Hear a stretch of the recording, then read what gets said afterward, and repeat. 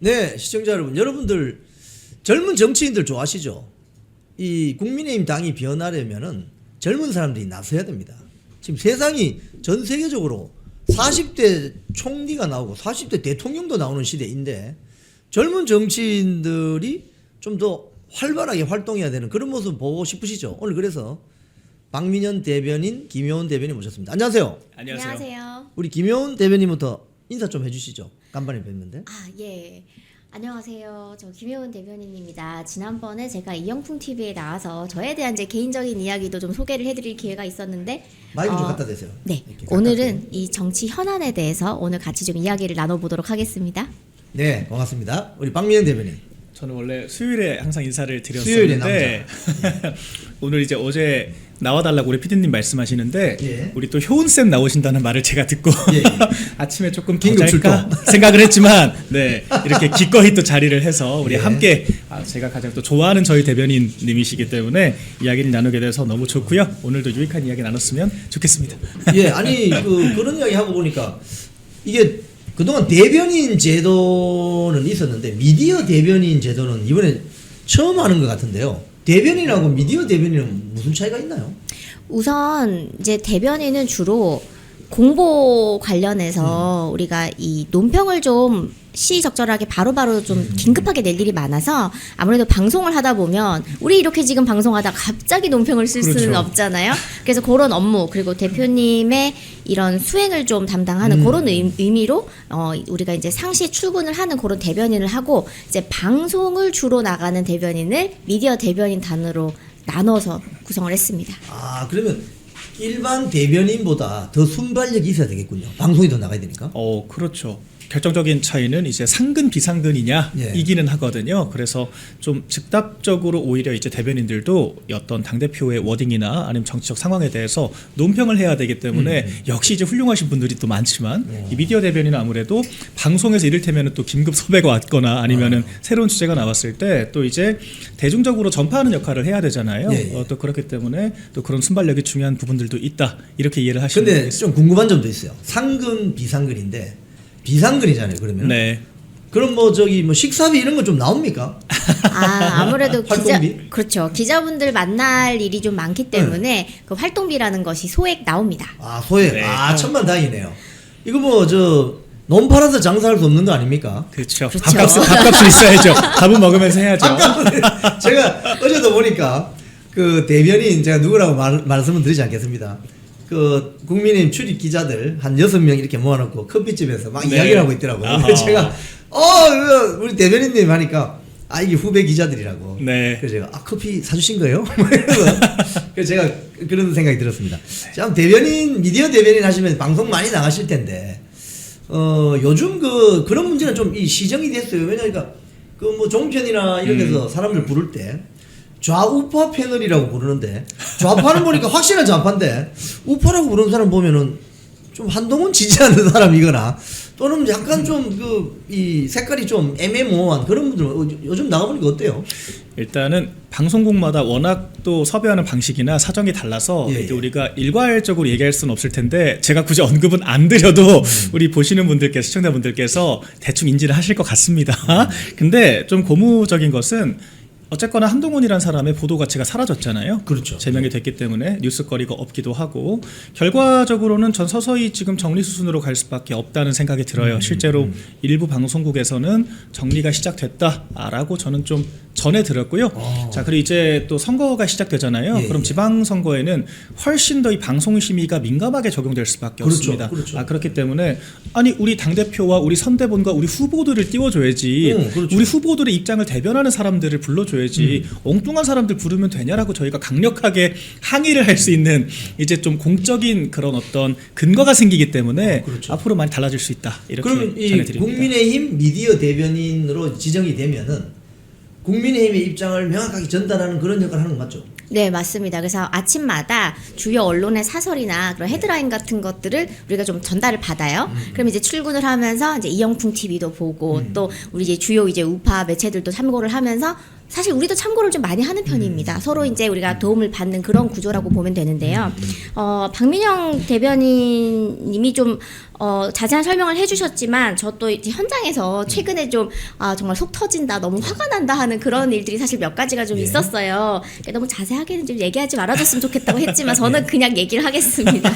우선 패널도 말씀하신 것처럼 어떻게 보면 2대2가 돼야 되는데 어찌 보면 3대1 같은 그런 느낌이 들어서 맞아요. 그런 거 많아요. 예, 좀 우리 쪽에 좀 친근하다 생각했던 그런 방송사들도 정말 적진에 들어가는 느낌이 들 정도로 좀 아슬아슬하다, 조마조마하다 그런 방송 순간이 저는 솔직히 좀 느낀 바가 있었고, 그 다음에 분량도 문제입니다. 제가 모 방송국에서 해당 요일마다 좀 출연을 했던 적이 있었는데 어떤 정치 현안에 대해서 질문을 하면은 이제 민주당의 패널 그리고 또 국민의힘 패널 이렇게 두 명이 출연을 하게 됩니다. 그러면 어떤 질문을 던지든지 간에 발언권은 민주당에게 먼저 줍니다. 그 다음에 국민의힘 생각은 어떻습니까? 근데 꼭 요렇게 해요. 그렇죠. 짧게. 네, 그래서 이렇게 디스카운트를 해달래요. 그래서 제가 이제 짧게 이야기를 하면은 뭔가 핵심이 되는 그런 소리 있잖아요. 예를 들어서 뭐 마귀 발언이 나왔다. 그러면 대통령실에 마귀가 지금 한둘이 아닌데 그럼 대통령실은 유령의 집이냐? 제가 막 이렇게 얘기를 하면은 그럼 웃고 끝나면 되는데 그런 부분에 대해서는 또 다시 반론권을 민주당에 줘요. 그러니까 분량으로 보면 나중에 제가 집에 와가지고 쫙 정리를 해보니까 거의 70%대 30%로 제가 말을 많이 못하게 되는. 그래서 이거는 맞아요. 너무나도 기울어진 운동장이 아닌가라는 그런 생각이 들었어요. 아니 그러니까 패널이 양쪽에 2명 사회자가 있는데 아까 말씀하신 것처럼 3대1이 아니라 4대1이네. 그럼 4대1. 앵커까지 앵커까지 들어가서 아니 심판이 선수처럼 뛰면 되냐고. 그게. 4대1로 싸우거나 4대1로 싸우는 발언권을 2배를 더 주거나 우리 왜 이렇게 슬프지? 정말 이게 제1야당의 서름입니다.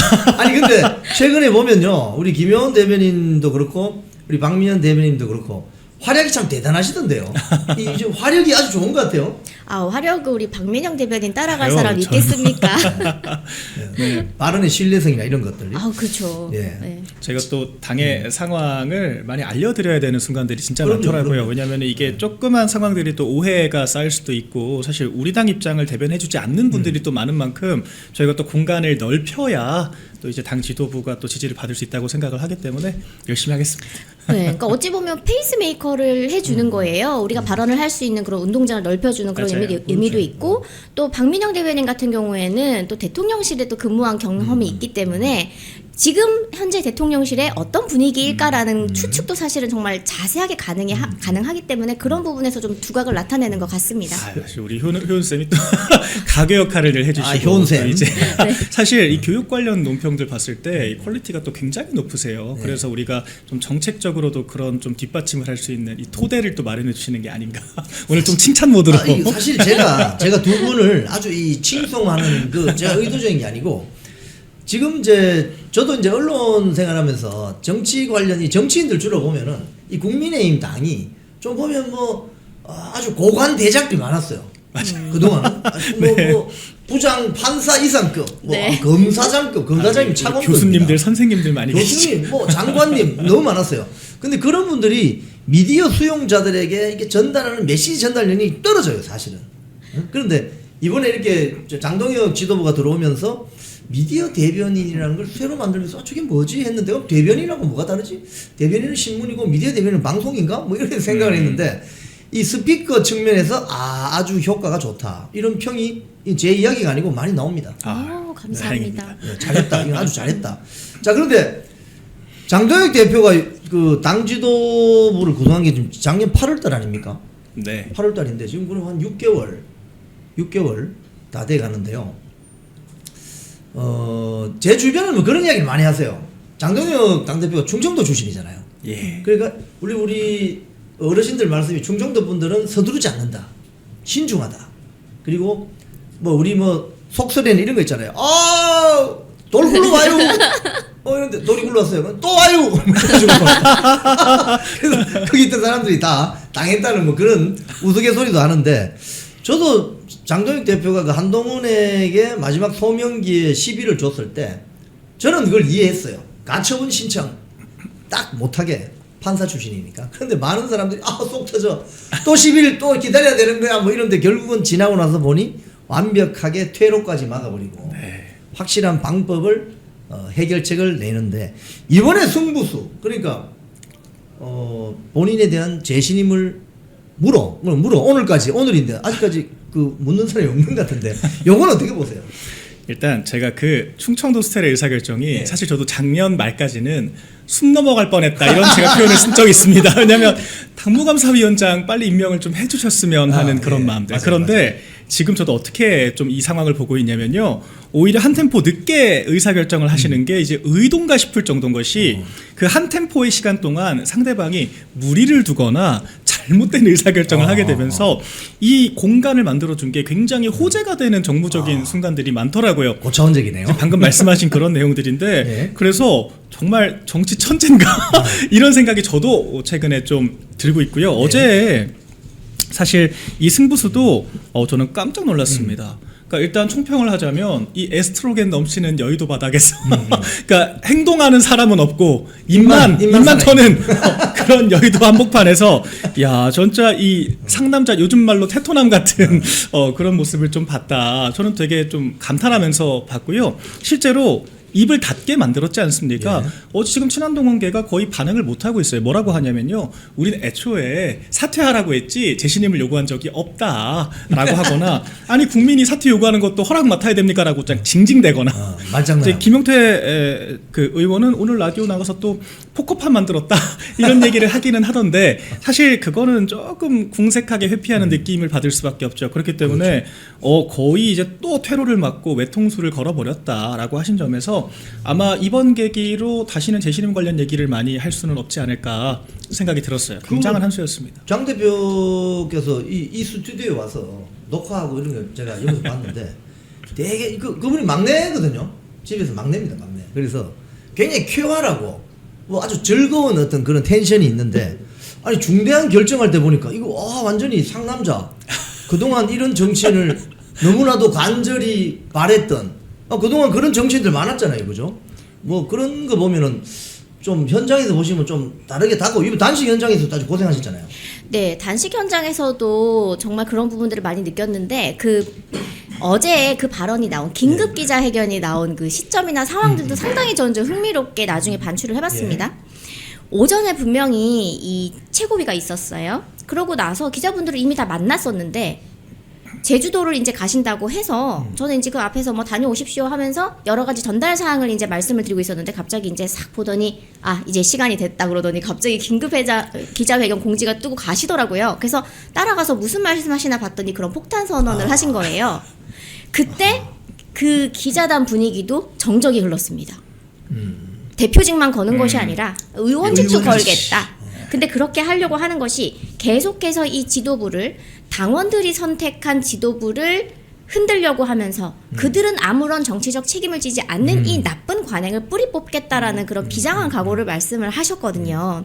그러고 나서 이제 가셨는데 그 뒤에 역시나 아무도 뭐 재신임 투표하자라는 그런 이야기도 없었고 상당히 재밌는 건 이 시점이 이제는 그 말씀을 하고 나서 폭탄 선언하시고 나서 바로 공항 가서 비행기를 타잖아요. 그렇죠. 그러면 기자단하고 연락도 안 됩니다. 그러면 누구한테 연락을 하겠어요? 재신임을 하자라고 투표를 하자라고 혹은 사퇴하라고 외쳤던 그분들한테 다 전화가 가서 혹시 들으셨나? 그러니까 그분들도 말씀하신 것처럼 맞아요. 급발진 혹은 왜 저런 워딩이 나갔을까 하는 의아한 그런 샘 발언들이 어떻게 보면 실수라고 볼 수 있는 그런 그렇죠. 부분들이 연출이 되는 거거든요. 그러니까 당황스러운 기색이 좀 역력했죠. 저는 그래요? 특히 어제 오세훈 시장 같은 경우에는 다른 아마 브리핑을 하고 나서 백브리핑에 갑자기 이 질문을 받은 것 같아요. 그래서 머뭇거리면서 답변을 처음에 못 하더라고요. 그러다가 실망스럽습니다. 이렇게 포문을 열었는데 이게 요새 젊은 사람들 표현으로는 쫄튀 이렇게 느껴질 수가 있어요. 그러니까 튀었다 이거죠. 네, 그게 그렇게 회피했다고 느껴질 수밖에 없어요. 그러면서 아니 뭐 국민들께서 주신 서울시장직과 국회의원직을 걸라고 하는 게 말이 되냐라고 이렇게 얘기를 하셨는데 그 자체가 자충수인 거죠. 그러면은 장동혁 대표의 의원직과 당 대표직은 국민들이 주신 거, 당원들이 주신 거 아닙니까? 근데 그런 직함은 사퇴하라고 쉽게 얘기를 하면서 직을 걸고 승부하자라고 이야기한 것에 대해서는 실망스럽다. 내 직은 국민들께서 주셨다라고 얘기하는 것은 지나치게 표리부동하다라고 하는 평가를 저희뿐만 아니라 일반 국민 당원들께서 하시지 않을까. 아니 그러니까 이 거물 정치인이 되려면은 그 역사적인 순간에 멘트가 중요하거든요. 가령 뭐 YS 같은 경우는 뭐 당모가지 비틀면 새벽은 온다. 낙모가지 비틀어도 그걸 또 한동훈이 저 벤치 따라하던데 그건 한동훈이 그런 이야기 하면은 그 낙모가지 비틀면 켄터키 후라이드 치킨입니다. 그거는. 근데 YS급이 돼야 이제 새벽은 온다 이 연결되는 것인데. 그리고 또 노무현 같은 경우는 와이프의 어떤 아버지 그러니까 장인에 대한 전력이 나오니까 그러면 내 뭐 마누라까지 다 버리라 이 말입니까? 이렇게 나오니까 사람들 할 말이 없잖아요. 그죠? 네. 이런 식으로 거물 정치인들은 뭔가 좀 끊고 맺고 하는 상대방이 이 반격을 못할 정도의 어떤 그런 어떤 모션이나 발언들이 네. 있는데 이런 측면에서 보면 장도혁 대표가 상당히 타고난 것 같은데. 맞습니다. 그런 클러치를 박는, 세기를 박는 네. 그런 부분을 정말 정확한 시점에 정확한 워딩으로 구사를 하시는 것 같은데 그때 제가 뭘 적어 오셨냐 사실은 봤습니다. 아, 너무 그래요? 말씀을 어제 기자회견을 예. 잘 하시길래 뭘 좀 공부해 오셨나? 그러고 봤더니 안 보시더라고요. 뭐가 없어요. 예. 그래서 우와 어떻게 저런 발언을 저렇게 하시나 막힘없이 하시나라는 그런 생각이 들었는데 이건 뭐 약간 사담이기는 한데 그때 단식 끝나고 병원 가셨잖아요. 그래서 저희가 이제 갔을 때 사모님이 계셨거든요. 근데 사모님도 똑같으시더라고요. 아, 네 가면은 남편이 막 죽을 뻔했잖아요. 그럼 막 맞아요. 울면서 자기 여보 막 이렇게 할 줄 알았는데 남편은 이미 뭐 내놓은 자식 마냥 우리를 보면서 오히려 정말 기호 1번입니다 이런 느낌처럼 너무나도 그런 멋있는 사모님의 모습 너무나도 이렇게 우아하게 너무 살갑고 반갑게 아유 우리한테 오히려 고생 많으셨습니다. 아, 용감한 아유, 부부네요. 이렇게. 네 그래서 우와 정말 집안이 정말 대단하다 이런 생각이 좀 들었습니다. 부창부수 용감한 부부 가족입니다. 자 근데 이 장동혁 대표의 어떤 이 승부수 결정적인 승부수에 대해서 지금 오세훈 서울시장이나 오늘 뭐 권영진 뭐 대구의 국회의원도 뭐 반응을 하는 거 보니까 네. 아니 뭐 자기 의원직 사퇴 걸겠다는지 뭐 그런 이야기는 일절 없고 아니 왜 이 국회의원들이 왜 이렇게 좀 뭐랄까요 아까 쫄티라고 했는데 왜 이렇게 비겁하죠? 요새 젊은 층들이 이제 그런 표현을 많이 쓰죠. 그러니까 젊은 층들 같은 경우는 진짜 화끈하고 좀 쿨한 것들의 이제 매력을 많이 느끼거든요. 그래서 뭐 지금이야 좀 다를 수 있겠지만 홍카콜라 붐이 일었을 때도 이렇게 있는 그대로 직설하는 것 그 자체의 젊은 층이 굉장히 매력을 많이 느꼈거든요. 근데 지금 장도혁 대표께서는 그런 모습을 확실하게 보여주고 있는 거죠. 그리고 확신이 저희는 있습니다. 지금 뭐 재신임 받을 상황 자체가 일단 아니잖아요. 왜냐면은 참 한동훈이 너무 궁색하게 된 것이 한동훈 제명당하고 나서 한국갤럽 3%포인트가 올랐고요. 예. 네. NBS도 2%포인트가 올랐고요. 리얼미터도 3주 동안 종합적으로 3.5%포인트가 올랐습니다. 잘 잘랐네요. 공정은 5.5%포인트 올랐습니다. 그렇기 때문에 네, 한동훈의 제명이 필요하다라고 하는 게 중론이었다는 거예요. 더군다나 그렇게 해서 여론이 오히려 개선되고 있는데 당대표가 그럼 왜 나가야 하지에 대해서 물음표가 있을 수밖에 없거든요. 근데 이에 대해서 구구절절 설명할 필요가 없는 거예요. 당원들이 얼마나 많이 동의하시는지 그러면 여쭤보자. 당신들도 뭔가를 걸어라. 걸어야지. 나한테 손목을 걸라고 할 거면 손톱 하나는 걸어야지. 손톱 하나도 못 내놓으면서 남한테 내려오라 마라 하는 거 아니다. 이렇게 얘기를 하신 거고, 그러니까 지금 정치인들의 반응이 궁색하죠.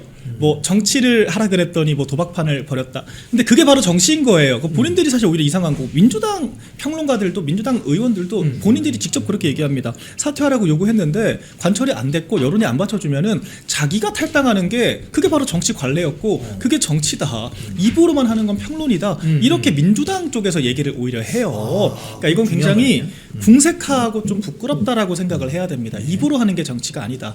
이 유권자들의 가슴을 울리고 나도 뭔가를 걸고 앞으로 직진을 해야 유권자들을 설득할 수 있다라고 하는 것을 좀 깨달았으면 좋겠다. 이런 생각을 합니다. 이 정치는 평론이 아니다.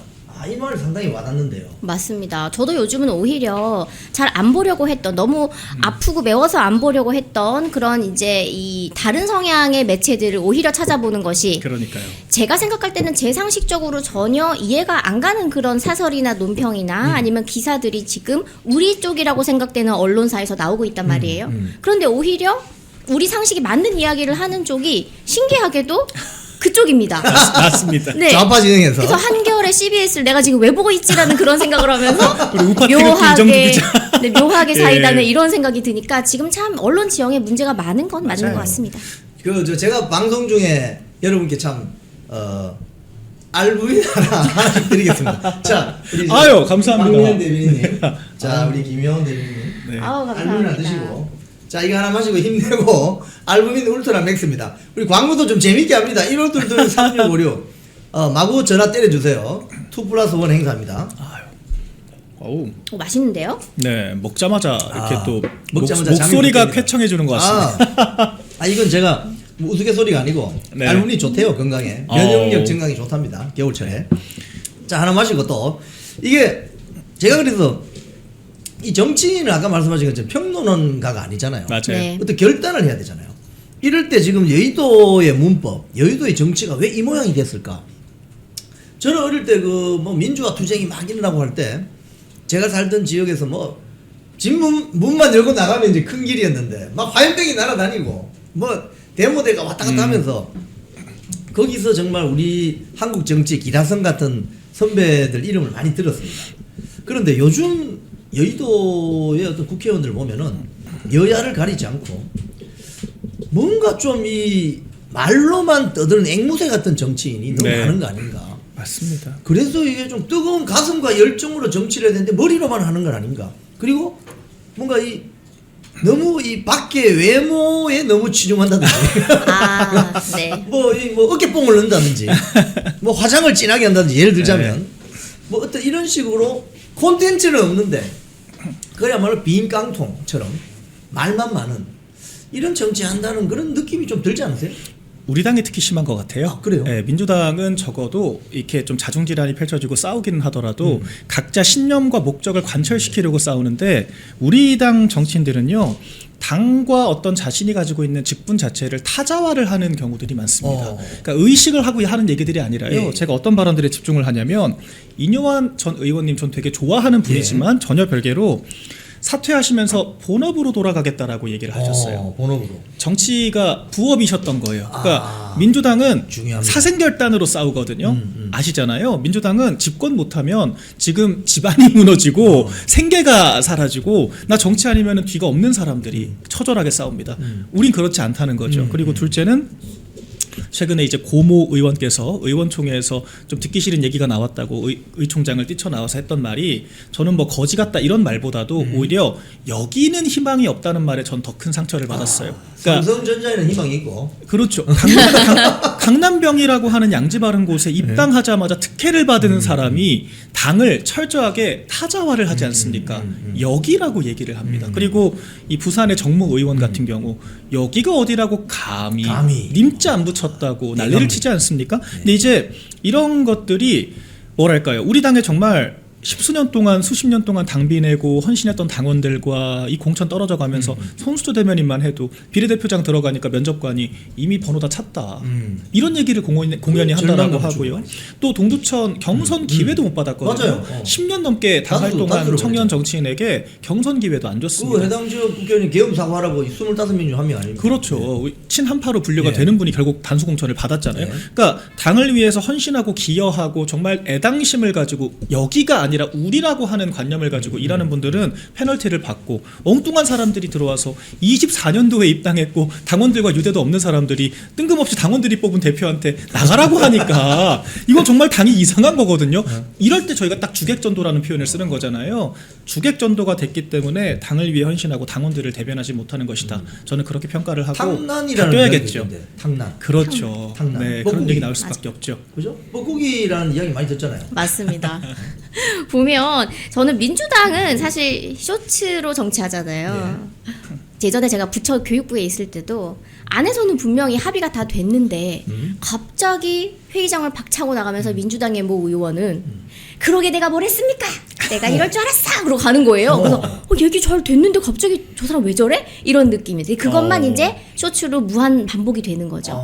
그게 민주당식이라면 예. 우리는 말로 다 하잖아요. 예. 그러면 뒤에서 뭔가 민주당 같은 경우는 안에서 합의가 안 일어나더라도 그 후에 그 이번에 그 1인 1투표제 그 네, 얘기 같은 경우에도 이현주 최고위원하고 예. 정청래 대표하고 빠지직했잖아요. 하지만 뒤에 가서 뭐 밥 먹었다, 뭐 그렇죠. 누구랑은 또 뭐 술 한잔 하면서 풀었다, 뭐 이런 거라도 있는데 우리는 그렇지 않고 뭔가 이게 갈등이 생기면 앞에서는 가만히 있습니다. 그러고서는 이제 친한 기자분들한테 전화를 해서 이걸 기사로 내놓으려고 그래요. 맞아요. 네, 그래서 우리는 언론으로 뭔가 같이 이렇게 있는데도 둘이서는 말 안 하고 어느 신문사에 어느 글, 어느 신문사에 어느 글로 지금 이렇게 대비가 되는 게 이게 좀 지지자들 보기에는 좀 딱해 보이는 그런 지경까지 온 것 같아요. 참 이게 비겁하기 짝이 없는. 근데 이게 사실은 이 국민의힘이 보수우파 정당 계열 이 족보가 있잖아요. 가령 뭐 앞에 미래통합당, 뭐 새누리당, 자유한국당, 한나라당 뭐 이렇게 네. 쭉 보면은 그동안 이 당의 그 특성이라고 하면 대통령 만들어 온 대통령 당이고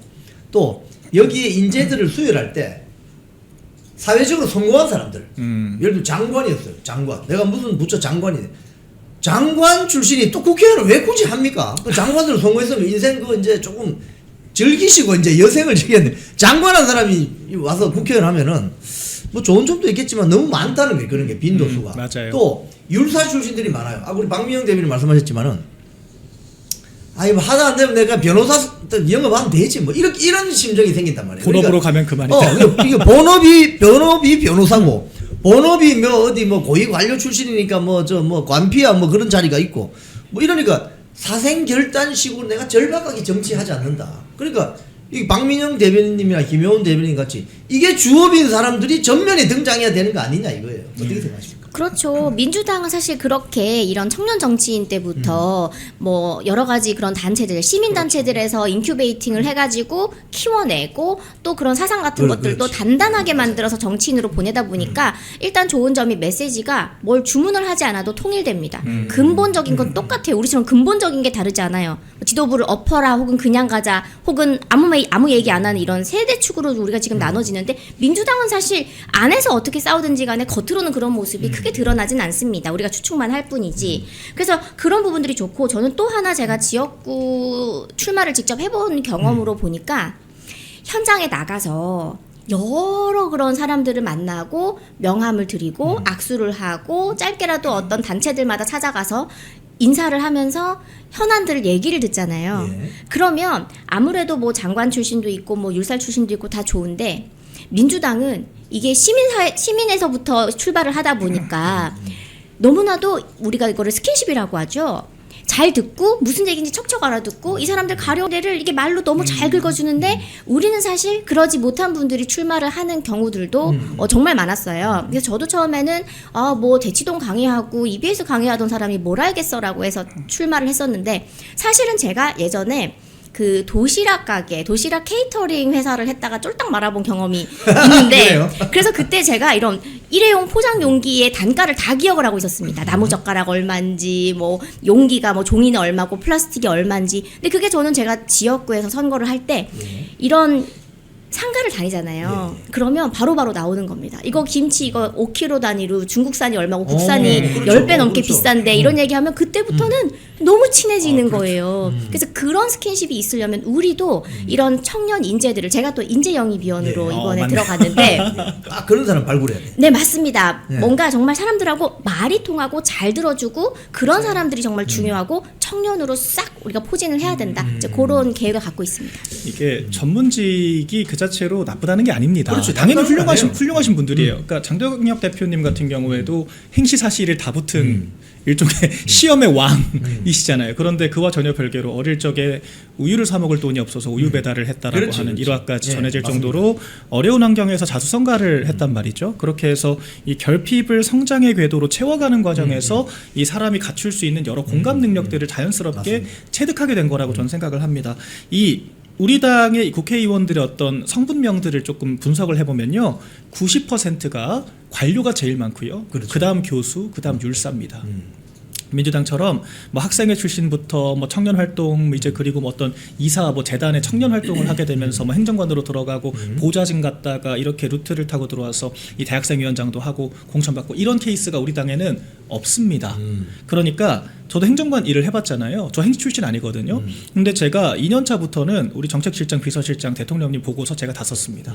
페이퍼 업무 배우면 금방 할 수 있어요. 그러니까 전문가들이 중요하지만 그 사람들이 90% 가까이 돼버리면요, 오히려 대중 설득과 소통이라고 하는 정치의 직분이 경시될 수가 있습니다. 그래서 정책도 사실 민주주의 국가에서는 전문가들이 만든다고 정책이 아니잖아요. 이 정책이 왜 필요한지 국민들을 설득하고 국회를 설득하고 그렇게 해서 우리가 결과물을 만들어 나가는 과정에 있는 건데, 우리 당 같은 경우에는 필요하다라고만 얘기하지 왜냐하면에 대해서 국민적인 눈높이에서 설명을 못하는 한계가 있는 겁니다. 그래서 그런 좀 공감 능력과 소통 능력이 있는 사람들을 많이 배출을 해야 돼요. 행정관이 됐건 보좌관이 됐건 몇 년씩 트레이닝을 시키면서 직접 현장 경험을 습득할 수 있게 해야 되고, 부족한 전문성은 전문위원들도 우리가 부를 수 있고요. 그럼요. 공청회 교수님들 부를 수 있고요. 그럼요. 얼마든지 공감 만들 수 있습니다. 그렇기 때문에 전문직함 그 자체가 자리가 되는 인생 이모작으로 이제 국회의원직이 좀 전락해버린다는 평가를 받는 이런 좀 당의 문화 관례를 좀 깰 때가 되지 않았나 지금 생각을 사실은 합니다. 그 말씀 중에 보면 제가 카르텔이라는 용어가 탁 떠오르는데,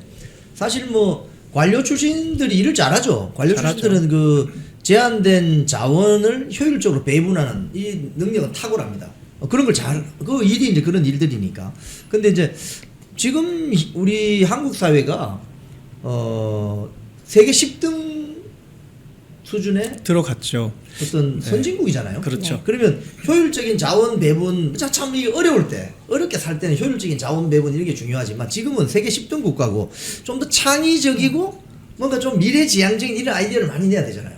그렇죠. 새로운 담론들을 우리가 좀 꺼내야 되는데 그게 민주당에 선점당했다라고 많이들 말씀을 하시더라고요. 그런데 제가 그 얘기를 했어요. 헤드라인만 뽑을 줄 알지 이거를 실행하는 거 우리가 아직 더 잘한다. 맞아요. 네. 진짜 왜냐하면 민주당은 언어의 연금술사 같은 그런 느낌이잖아요. 맞아요. 시원히 네. 급하는 선전선동은 뭐 맞아요. 따라갈 수가 없어요. 네, 그래서 우리가 그 부분은 사실 금방금방 배우고 그쪽 사람 빼오면 되니까 우리도 마찬가지로. 그렇죠. 하지만 지금의 이 산업화를 거쳐서 강대국으로 우리나라를 만든 정당이 누굽니까? 우리거든요. 그렇죠. 그래서 우리가 잘하는 분야를 계속해서 할 필요가 있다. 이제 그렇게 생각을 하고, 제가 사실 오늘 방송은 또 워낙 많은 분들이 시청을 하기 때문에 좀 전달을 좀 하고 싶은 그런 이야기들이 있었어요. 제가 예. 오늘 출발하기 전에 좀 공유하고 싶은 이야기가 있었는데, 인재 영입을 저희가 지금 하고 있습니다. 인재 영입. 네, 그래서 저는 특히 이제 언론이나 언론 네, 계시는데, 그리고 또 이제 교육 분야의 그런 인재들을 제가 또 이렇게 추천을 하고, 그런 분들 추천을 받으면 직접 가서 면담을 하고 이제 그런 일들을 제가 앞으로 하게 될 텐데, 제가 지난 총선 때 인재 영입이 되어 보니까 과연 누가 우리 당에 오려고 하겠는가라는 이 안 좋은 생각보다 사실은 들었어요. 왜 그래요? 왜냐하면 인재 영입 발표가 딱 나자마자 그날 저녁에 제 강의가 EBS에 싹 다 사라졌습니다. 생업에 막대한 타격을 네. 그래서 인재 영입인데 우리가 뭐 사실 그게 뭐라고 그렇게 강의까지 내리냐, 그게 소동이 좀 있었던 적이 있었는데, 네. 그게 또 보면은 여당일 때 야당일 때 혹은 이제 다수당일 때 소수당일 때 이제 그렇죠. 그런 것들이 없지 않아 있거든요. 맞아요. 그렇게 되면은 그분들을 모시고 오는 건 좋은데, 특히 청년 같은 경우에는 생업을 다 접고 포기하고 이제 오는 건데, 그 사람들을 청년이라고 해놓고 지난번처럼 수도권에 험지에다가 쫙 다 줄을 세웠다. 그러고 장렬히 전사했다. 오산에 가셨잖아요, 심지어. 예, 그때 우리 그 영입된 인재분들 중에 원내로 입성을 한 분들도 있지만 다수가 다 떨어졌습니다. 다 낙선을 했고, 저는 운 좋게 이제 대변인직을 하고 있고 방송 활동을 하지만, 많은 분들은 본업으로 돌아가셨거나 혹은 연락이 안 되는 분들이 많아요. 그러면 그게 계속해서 우리가 뭐 총선, 지선, 총선, 지선 그게 쌓였단 말이에요. 그러면 이미 좀 안 좋은 소문이 났을 수도 있겠다라는 그런 생각이 솔직히 들었고, 이번에 그래서 우리 이 인재 영입위에서는 그 분들을 인재 풀처럼 계속해서 우리가 관리도 하고 좀 도움을 주고 인맥을 쌓게 하고 관리를 해서 이것을 딱 지선용으로만 말고 다음에 총선, 다음에 지선도 있기 때문에 그분들을 우리가 계속해서 매니징을 하는 그런 매니지먼트 회사의 그런 느낌으로 우리가 이것을 운영을 해야 되겠다라는 그런 생각이 들었고, 이런 부분들의 좀 진정성을 지도부의 그런 마음을 좀 알아주시고, 혹시 관심이 있으시면 오늘부터 아마 네, 신청서가 열릴 겁니다. 지원 많이 부탁드립니다. 한 분이 댓글 썼습니다. 김효은 누나 화이팅! 저희 누나라는 말이 저의 가장 약한 거리네요. 맞아요. 저 누나 들으면 녹습니다. 아니 말씀하신 것처럼 사실 사람 제대로 진짜 괜찮은 사람 하나 육성 발굴하는데 사실 한 30년 걸려요. 맞아요. 맞아요. 키워서 뭐 입혀서 뭐 먹여서 제대로 사회에 나와서 역할을 하면 30살은 돼야 되거든요. 맞습니다. 한 세대가 걸리는데 사람을 이렇게 소중하게 생각하지 않는 조직이나 어떤 국가나 이 망합니다. 이거 기본적으로 망하게 돼 있습니다. 맞습니다. 이 국민의힘 그 보수 정당 계열에서 이 주요 정치인들을 어떻게 그동안 이 영입을 했느냐 역사를 보면 처음에 육군사관학교 예를 들자면 네. 그 다음에 경찰, 그 다음에 판검사, 그 다음에 의사, 뭐 이렇게 막 전문직들이 들어옵니다. 근데 지금 어느 순간 이게 대한민국 보수파 정당이 갈 곳을 잃어버렸어요. 네. 아 이거 보니까 전문직들만 들어오면은 전부 자기가 속했던 그 직종, 업종에 대해서 이해관계를 대변하려고만 하고 국가가 어떻게 가야 되는지 이 정당이 어떻게 가야 되는지 한 번씩 실종돼 버려요. 그 어떤 목표점이. 그래서 이제는 두 분 말씀하신 것처럼 사람을 키워야 되는데 인재영입위원회 활동이 그래서 중요한 거죠. 맞습니다. 어떤 기준을 가지고 있습니까? 저희가 일단은 다양한 그런 직군별로 인재를 모으는 걸로 이제 그렇게 이야기를 했고 또 어제 발표가 났는데 이 50만 명 이상인 이 지역에서의 공천은 중앙당에서 관리를 그렇죠. 하겠다. 직접. 네, 그래서 그런 부분들을 보면은 당의 이 당성 기조에 가장 맞는 인물들로 좀 새로운 인물들을 중앙당에서 관여를 좀 해서 진짜 사람들이 들었을 때 아 젊고 패기 있고 유능하구나 하는 그 삼박자를 갖춘 사람들로 중앙당에서 좀 공천을 할 수 있는 그런 권한을 더 확대한 것으로 그렇게 네, 이야기됩니다. 그 50만 명 이상 되면은 네. 좀 경기도에 많을 것 같은데요? 수원도 그렇죠. 있고요. 수도권에 주로 많죠. 가불병 전까지 있는 지역들도 맞습니다. 있잖아요. 보통 그런 지역들이 아마 대상이 되지 않을까 생각을 하고 아무래도 좀 지역에 전적으로 맡겨놨을 때는 중앙당이 다 신경 쓸 수도 없을 뿐더러 조금 더 이제 지역의 이권들만 좀 대변하는 그런 형태. 이를테면은 맞아요. 공천 비리 같은 것들도 맞아요. 사실 맞아요. 벌어질 수가 있거든요. 사실 민주당에 지금 굉장히 문제가 되고 있지 않습니까? 예. 강서 같은 예. 경우에는 그러니까 이런 부분들을 좀 원천 차단하기 위한 문제인식도 있을 것 같고요. 그러니까 무엇보다도 우리 당성이 저는 가장 중요하다. 근데 그런 부분들을 제대로 평가를 하려면 또 중앙이 개입될 수밖에 없다라고 하는 거죠.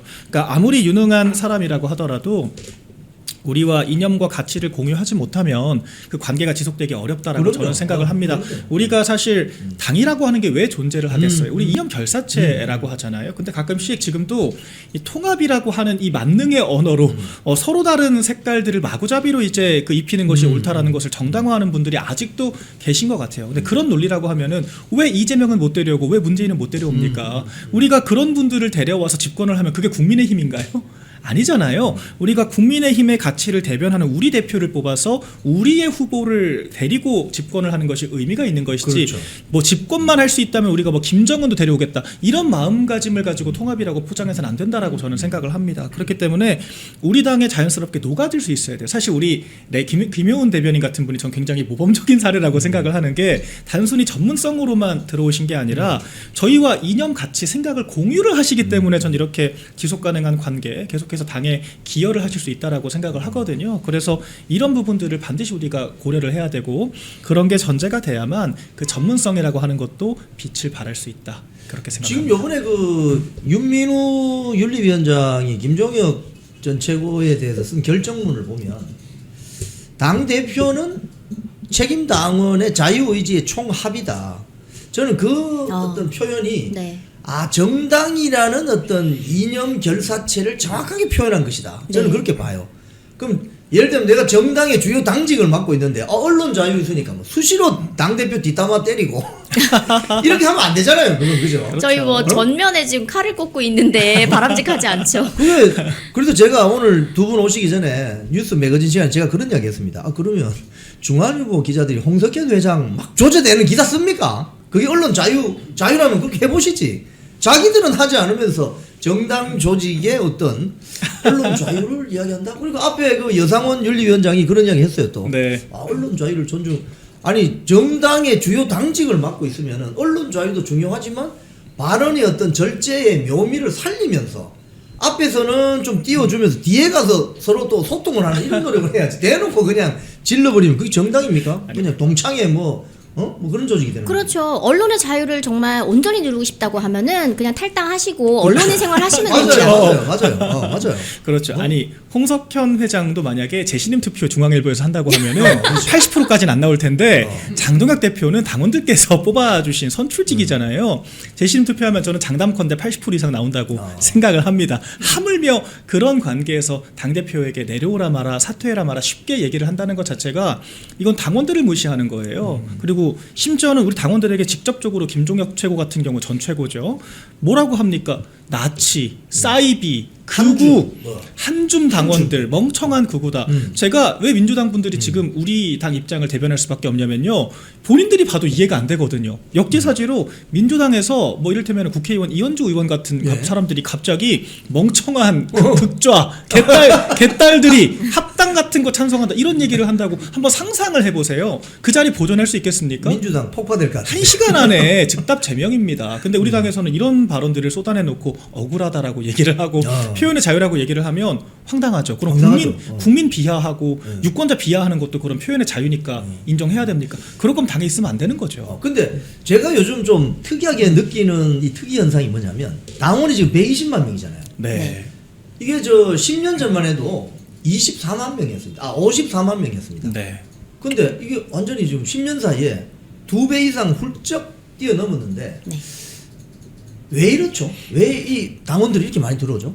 저는 효능감이 있기 때문에 들어온다라고도 생각을 합니다. 네. 지금까지는 이 지도부가 사실 계속해서 교체가 된다는 것 자체가 당원들로서 누가 그거를 기쁘게 받아들이겠습니까? 전당대회를 해가지고 내 손으로 뽑아놨는데 그냥 엎어지고 그렇다고 비대위에 들어온 비대위원장이나 비대위원들이 당원들이 선택한 사람입니까? 그건 아니거든요. 그래서 말씀하신 것처럼 그 떴다방 정치가 되다 보니까 이 당에 돈이 아깝다 이런 생각들을 많이 하셨어요. 예. 그런데 이번에 이제 장동혁 체제가 되면서 당원들이 시킨 숙제들을 지금 완수를 다 하고 있는 거잖아요. 하고 네. 그래서 그런 부분들을 보면서 우리가 응원할 만한 대상이 생긴 거죠. 그러니까 내 목소리를 중앙에다가 뿜어서 그거를 헤드라인으로 뽑아주는 정치인이 생기고 그런 지도부가 생긴 거기 때문에 당연히 당원 수가 늘 수밖에 없는 거예요. 그리고 지금 보면은 청년층의 비율이 정말 많이 늘어났단 말이에요. 맞아요. 근데 이 청년들이야말로 우리가 좀 주목해야 될 점은 앞으로 이거는 우리가 더 성장할 수 있는 시장이라고 보는 게 맞습니다. 많은 분들께서 우리가 지금 16세 투표권 이야기를 꺼낸 것도 그렇고 정말 이 젊은 세대들을 중심으로 화두를 던지고 있는데 많은 분들이 그러세요. 지금 민주당의 전통 지지층이 지금 나이를 먹고 올라와가지고 40대 한 중반부터 해서 저를 빼고 싶어 40대 중반이라고 했어요. 40초는 아니에요. 이해찬 1세대이기 때문에 정말 민주당 싫어하는데 그 윗부터는 막 서태지 막 그런 서태지 노래 보면은 통일 평화 이런 얘기하면서 학생의 인권 부르짖잖아요. 그러니까 그런 거에 젖어 있는 세대부터 해가지고 586까지 해서 40대 중반, 50대, 60대까지가 압도적으로 인구수가 많고 저출산 때문에 그 세대 아이들 별로 안 되는데 왜 거기에 목을 매냐 이런 평론을 하시는 분들이 계십니다. 근데 제가 말씀드릴 수 있는 거는 그 아이들이 그 세대들이 우리 당을 아직 좋아하는 아이들이 아닙니다. 그냥 민주당을 싫어하고 그냥 무당층입니다. 근데 그 친구들이 계속해서 이 생계의 위협을 느끼고 미래에 대한 어떤 안 좋은 인식들을 가지고 절망에 빠지기 시작하면 대안을 찾아야 되기 때문에 그건 정치밖에 없어요. 그때 우리가 준비가 되어 있으면은 올 수 있습니다. 더 많이 들 수 있어요. 아니 말씀하셨으니까 이번에 16세로 뭐 선거 연령 뭐 낮추자 그 이야기 보니까 지지율 그러니까 지난번 그 4년 전 지방선거 그 지지율도 조사한 거 보니까요 2030이 국민의힘 지지가 압도적입니다. 최근 리얼미터 조사를 보시면 20대, 그러니까 18세부터 29세까지 조사를 하잖아요. 민주당이 20%대 중반 간신히 나오고요. 국민의힘 놀랍게도 50% 가까이 나옵니다. 왜 그렇습니까? 그러니까 우리 효은쌤 잘 말씀해 주신 것처럼 젊은 세대들이 이제 민주당을 기득권 정당으로 인식을 하는 거예요. 그리고 자기 세대들만, 그러니까 민주당의 자기 세대라 그러면 대표적으로 86세대가 있겠죠. 그래서 저도 딱 제 부모님 세대거든요. 그러니까 이제는 686이 된, 그러니까 40, 50, 60 정도의 세대만을 대변을 한다라고 인식을 합니다. 인식뿐만이 아니라 실제로 민노총의 주류가 바로 그 세대 노동자들이잖아요.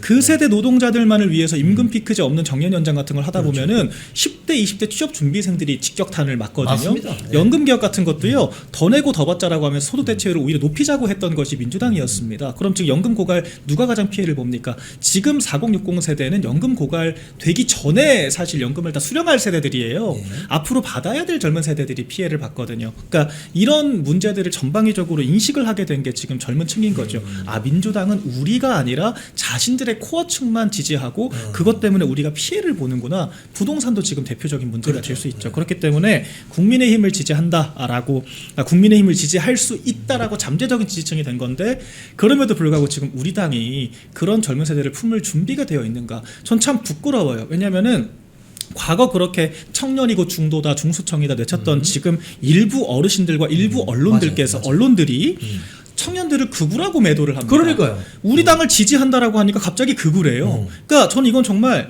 기득권 지키기밖에 안 된다고 생각을 하거든요. 지금 우리 당에서 제일 혁신파는 장동혁 대표님입니다. 근데 당권파라고 지금 일종의 권력 있는 주류라고 폄훼를 하는 워딩을 쓰잖아요. 반대로 대한과 미래 이분들 면면을 잘 보시면요. 오히려 이런 분들이야말로 양지 바른 곳에서 다선을 하신 분들도 계시고 맞아요. 굉장히 기득권층에 해당돼요. 지금 지도부도 사실 정말 청년들, 지금 미디어 대변인 평균 내면 30대 후반 40대 초반 정도 될 거예요. 이런 사람들을 오히려 당권파라고 매도를 하고 본인들이 소장파라고 하고 청년들은 극우라고 하고 이제 어르신들이 우리가 정통 보수라고 하니까 좀 혼란스럽죠. 많이 그러면은 혼란스럽죠. 이 당은 청년층을 들어오라고 한 게 청년층에게 기회를 주겠다는 게 아니라 표만 달라고 한 거였나? 이제 이런 생각을 하니까 젊은 층들이 유리감을 느낄 수밖에 없고 이런 것들을 극복해 나가는 게 지금 장혁 대표 체제의 근데 과업이다라고 보죠. 말씀 맞는데 가령 뭐 이 청년층이 국민의힘을 지지하게 된 계기가 사실은 장동혁 대표가 아니라 기득권을 대변하는 누군가가 국민의힘 당대표가 되었다면 네. 덜 지지할 겁니다. 그럼요. 맞습니다. 그게 장동혁 대표의 장점 아닙니까? 네, 그렇죠. 네. 아, 그리고 제가 이렇게 동네 놀이터에 좀 다니면서 아이 때문에 중고등학생 만나면 꼭 물어보거든요. 국민의힘 좋아해? 그러면 민주당 되게 선생님 되게 구려요. 그래서 더 이상 질문을 못 하겠다고. 정말 10대다운 표현. 네. 그래서 질문이 너무 기분이 좋아가지고 근데 너무 놀랍잖아요. 그래서 그렇지 구리지. 역시 공감. 그래서 내가 그 얘기는 했어요. 그러면 너는 지금 윤석열 전 대통령에 대해서는 어떻게 생각하니? 그랬더니 시원시원하고 멋있잖아요. 그러고 싹 피식하게 가더라고요. 네. 근데 그게 어떤 사법적인 절차라든지 여러 가지 그 지금 다툼에 대해서의 그런 지식보다 그냥 딱 보여지기에 이 세상은 지금 가망이 없다라고 느끼는 이 어린 세대들에게 민주당이 하는 이 기득권 행태는 너무 촌스럽고 구려요. 그런데 그 와중에 정말 큰 어떤 아젠다를 던지고 자기가 생각을 갖고 있던 그런 힘듦, 어려움 같은 것들을 그 외친 사람이 정말 나를 대변해 줄 수 있는 사람이다. 근데 그 다음 주자가 누구냐라고 하면 우린 답이 있죠. 그러니까 장동혁 대표가 그런 모습을 가지고 사람들의 가려운 곳을 긁어주는 건데 지금 주변에는 많은 그런 이야기들이 나오고 있습니다. 일종의 어떤 뭐 그런 뭐 언론사들 발도 그렇고 이런 정치 평론을 하시는 그런 제도권에 계신 분들이 지선만 끝나봐라. 엎어서 다시 데려올 것이다. 이런 이야기를 많이 하죠. 하고 분명히 있어요. 하죠. 그런데 저는 그 얘기를 했어요. 우리가 누구 안 되게 하는 거는 이 동네 쉽더라. 근데 안 됐던 사람 다시 만들어서 올리는 거는 죽기보다 어렵다. 어디 한번 해봐라. 그러면 방진 거죠. 그렇죠. 제2의 장동혁, 제2의 김민수 그리고 박민영, 김효은 같은 대변인단이 또 꾸려질 것이다. 어디 한번 해보시죠. 저는 그렇죠. 그렇게 이야기를 했거든요. 그러니까 이게 당원들 사실 이게 여론의 흐름과 민심이라고 하는 것이 시대적인 흐름인 거잖아요. 맞습니다. 네. 이걸 인력으로 거스를 수가 없는 거거든요. 근데 지금 일부 이 보수 진영에서 기득권을 오래 누린 뭐 매체가 됐건 사람이 됐건 아직도 본인들이 현실을 만들어낼 수 있다라고 하는 맞습니다. 착각에 빠져 있는 거예요. 근데 그래서 한동훈에 대해서 그렇게 열심히 그 제명 국면 3주 동안 비호를 했지만 결과가 어떻게 됐죠? 오히려 여론조사에서 한동훈 제명이 옳다라고 하는 여론이 쭉쭉 늘어났습니다. 그러니까 점점 늘어나서 국민의힘 지지층에서는 이제 70% 육박 제명 찬성까지 가 있어요. 오히려 그런 식으로 시대의 흐름을 거스르려고 역행하려고 하는 그런 노력들이 반작용의 직면에서 전 오히려 장동혁 대표의 피해자 서사만 강화하고 있다고 생각을 합니다. 제가 실제 이런 논평을 이 제명국면 한복판에 던졌습니다. 네. 누구도 한동훈을 피해자라고 보지 않아요. 그러니까 지금 부당하게 뭐 조작 제명을 당하고 있다고 보는 게 아니라 야 저렇게까지 잘못을 했는데 언론도 비호를 하고 평론가들도 비호를 하고 당내 의원들도 비호를 하고 어떻게 저럴 수가 있지? 이렇게 생각을 해요. 그리고 원칙을 바로 세우겠다는 당대표한테 나가라고 하는 사람들은 정체가 뭐지? 굉장히 단순한 이건 인식의 과정인데 이걸 복잡하게 해석을 하려고 하니까 실패할 수밖에 없는 것이다. 제가 우리 두 분하고는 제가 또 이 연배 차이가 좀 있는데 제가 이 말씀을 한번 드려볼게요. 제가 그 91년도면은 꽤 오래됐습니다. 그러니까 30여 년 전이죠, 그죠? 네. 그때 서태지와 아이들이라는 그 이제 아이돌이 나타났는데 그때 제가 어떤 장면을 목격했냐 하면은 그 당시에 이제 그 국내 가요 프로 중에 이제 MBC의 토토즐이라고 있었어요. 네. 토요일 즐거워. 토토즐. 그럼 토토즐이 한번 출연하면은 유명한 가수가 되는 그런 거예요. 근데 그 토토즐에 출연하기 위해서는 어떤 과정을 거쳐야 되냐면은 무대에서 일단 노래를 합니다. 노래를 하면은 그 무대 한 켠에 테이블 라운드 테이블을 요 동그란 테이블에다가 음악 평론가 뭐 등등 한 4-5명 정도 앉아서 그 노래가 끝나면 한마디씩 해요. 아, 이 노래는 이런 점이 좋았다. 뭐 이 점 좀 아쉬웠다. 이런 이야기를 합니다. 하는데 그날 서태지와 아이들이 나타났습니다. 나타났는데 일단 무대가 서태지와 아이들한테 맞지가 않아요. 그동안 가수들이라고 하면 통기타 들고 서서 움직이지 않고 노래만 했는데 서태지와 아이들은 노래도 하지만 춤도 추잖아요. 그러니까 이 무대가 굉장히 위험했습니다. 뭐 조명이라든가 이런 게 막 춤추다 보면 걸릴 수도 있고. 근데 이제 노래를 했어요. 그리고 그 서태지와 아이들이 땀을 뻘뻘 내며 서 있는데 그 평론가라는 자칭 평론하는 사람들이 아 이게 그 가요인지 댄스인지 구분이 잘 안 되고 막 이렇게 이야기를 합니다. 지금 그 동영상이 유튜브에 있습니다. 그걸 보면 어떤 생각이 드느냐. 세상이 어떻게 겁나게 변하는지를 모르는 완전히 소위 말해서 꼰대들의 합창이다. 이렇게 들리는 거예요. 근데 그 서태지와 아이들 세대가 지금 민주당을 지지하는 주력 세대들입니다. 뭐 잭스 키스, 뭐 뉴키즈 온 더 블락. 그런데 지금 2030 세대들은 그 세대들을 어떻게 보느냐. 아, 구린내 나는데? 말씀하신 꼰대들인데 이렇게 보는 거예요. 그래서 지금 대한민국 정치 그러니까 우파 정치 플랫폼 당의 혁명적인 변화가 오고 있고 당원은 폭발적으로 늘고 거기에 장동혁이라는 인물이 딱 갑자기 나타난 거예요. 그렇죠. 요 시츄에이션 아니겠습니까? 네, 그래서 이 모든 것들이 조금만 우리가 인내하고 이 진실을 찾아보려고 노력을 하면은 결국에는 우리에게 다시 기회가 온다. 저는 그런 다양한 어떤 신호들이 긍정적으로 읽히고 있습니다. 그럼요. 지금 실제로 여론조사 보면은요, 젊은 세대들, 그러니까 우리가 이미 산토끼들 다 잡은 거예요. 그러니까 지금 장덕 대표처럼 이렇게 일체감을 느낄 수 있는 행보들을 지속적으로 해주면 더 가까이 결착이 될 겁니다. 다만 지금 일부 아직도 세상을 창조할 수 있다라고 믿는 그러니까 그 댄스인지 뭐 노래인지 그렇게 폄훼를 하면은 그런 문화들을 우리가 잠재울 수 있다라고 믿는 평론가들, 고리타분한 인식을 가진 분들, 이제 그런 사람들이 계속해서 이제 잘못된 정보들을 주입하고 있다고 저는 보거든요. 오히려 우리 6070 산업화 세대 전통적으로 우리 국가 사회에 대해서 나라를 지켜야 한다라고 하는 이런 인식을 강하게 가지고 계신 분들만 결집을 해준다면 전 지방선거 충분히 우리가 해볼 만하다, 이길 수 있다라고 생각을 하고요. 지금 정말 재밌는 것이요. 이틀 전에 MBC에서 비대위 이야기를 꺼냈습니다. 비대위. 국민의힘 비대위가 아니라 민주당 비대위를 꺼낸 지금 거예요. 전쟁 났잖아요 지금.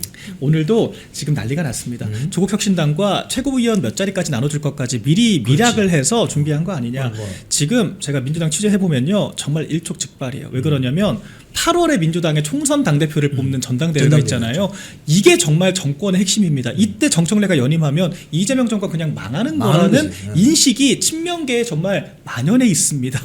정청래 입장에서도 연임 아니면 컷오프라는 걸 잘 알고 있어요. 그렇기 때문에 지금 정말 사생결단인데 8월 전당대회고 6월 지방선거예요. 그렇죠. 그럼 지방선거에서 지방선거 이기는 게 중요한 게 아니라 전당대회 사전선거가 되는 거예요. 지더라도 내 잘못이 아닌 게 중요한 겁니다. 그런 지금 유인구조로 가고 있기 때문에 우리 당은 정말 지금 좋은 국면을 맞이했다. 빠르게 집안 정리를 한 덕분에 우리가 대열을 갖추고 민주당의 자중질환을 우리가 받아먹을 수 있는 상황이 됐다. 굉장히 고무적이라고 봅니다. 좋은 포인트인데 지금 보면은 그 국민의힘 당은 한동훈 사태 때문에 2년 동안 거의 내전 상태였다가 이게 이제 진짜 마무리되는 정리가 네. 됐죠. 정리가 되고 있잖아요. 근데 저기는 지금 시작이죠. 8월 전당대회, 6월 지방선거 가지고 지금 전쟁이 일어났어요. 지금. 맞습니다. 그래서 지금 뭐 이현주 최고위원파, 당권파, 또 정청래파 이렇게 나눠져 가지고 친노 친문까지 지금 이제 들썩들썩 하잖아요. 거기다 또 유시민 작가까지 네. 눈치 빠른 유시민 작가가 또 정청래 쪽에 가세했죠. 줄을 서고 이런 거 보면 대놓고 저기 이제 얘기하더라고요. 전쟁이 시작된 거 아니겠어요? 맞아요. 네, 지류를 타지 말고 본류를 타야 한다라고 이야기를 했던 그 부분이 저는 이야 그대로 그냥 직설을 하는구나. 사실 네. 이거는 비유라고 볼 수도 없습니다. 맞아요. 그리고 지금 예전에 그 총선 때 그 김병기 전 원내대표가 총선에 또 관여를 했잖아요. 그렇죠. 그때 칼잡이 하면서 비명 행사를 했는데 맞아요. 이제는 비청 행사를 당할 수도 있기 그렇죠. 때문에 이게 보통 문제가 아닙니다. 민주당은. 맞아요. 실제로 문정복 의원 그리고 유시민 씨는 대놓고 얘기를 해요. 그 이재명 당대표 때 그때 그 체포동의안 가결시키고 이게 당대표한테 한 거 했던 사람들 지금 어떻게 됐는지 한번 봐라. 그 사람들은 자기들이 왜 공천 탈락했는지도 모를 것이다. 이렇게 대놓고 얘기를 합니다. 그게 민주당의 문화였고 지금 일부 언론은 마치 민주당이 통합을 해서 선거 이긴 것처럼 얘기를 하는데 이건 역사 왜곡이죠. 민주당은 철저히 당대표의 반기드는 의원들을 깔끔하게 정리를 하고 단일 대우 체제를 갖췄기 때문에 집권하게 된 겁니다. 개딸들한테도 물어보면요. 이재명이 통합해서 대통령이 됐다라고 물어보면은 웃습니다. 그러니까 지금 전혀 진실이 아닌 이야기를 하고 있는 일부 매체들이 있는데 양당제 특히 이제 우리가 이념 기치가 중요한 정당 정치 관점에서는 단일 대우로 한 목소리를 내는 것이 가장 중요한 덕목이다. 이런 것도 우리가 민주당에서 배울 점도 있다라고 말씀드립니다. 지방선거 앞두고 이제 한마디씩 해주세요. 지방선거를 국민의힘이 이번에 승리로 이끌어내려면 제가 볼 때 그 아주 승률이 높아지고 있는 것 같아요. 지금 이쪽은 내전 상태를 깔끔히 지금 정리하고 있고 저쪽은 네. 불이 붙었고 이렇게 되면은 아마 선거 앞두고 그 조국당이 들어오게 되면서 얼마나 지분을 요구하겠습니까? 그죠? 저기 분명히 그렇죠. 지금 싸움 나게 돼 있는데 이번에 국민의힘이 6.3 지방선거에서 정말 이 확실하게 승기를 잡으려면 어떻게 해야 되는지 한번 생각하시는 점 있으면 한번 이야기해 주시겠어요? 네, 우선은 대외적으로도 지금 뭐 사실 이 대외적이라고 하는 건 외교 문제 같은 건데 외교는 뭐 여야의 문제가 아니긴 하지만 민주당이 과하게 그렇게 쿠팡의 그 예. 청문회를